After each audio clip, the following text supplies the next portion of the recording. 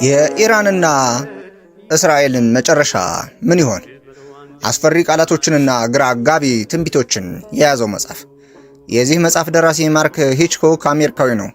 በዳላስ የሚኖር መንፈሳዊ ትምህርት ዶክተር፣ ተመራማሪና ደራሲ ፕሮፌሰር ነው። ስለ ዓለም ፍጻሜ የሚተነትኑ 20 መጽሐፍቶችን ጽፏል። የዓለምን የመጨረሻ የሚያውቀውም አሁን በምድር ላይ በሕይወት ያለ ብቸኛ ሰው እየተባለ ይቆለጳጳሳል፣ ይደነቃል።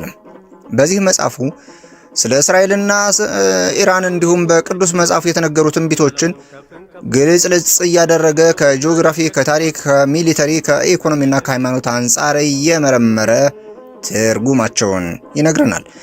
ኢራን በቅዱስ መጽሐፍ ፐርሺያ ተብላ የምትገለጽ ጥንታዊ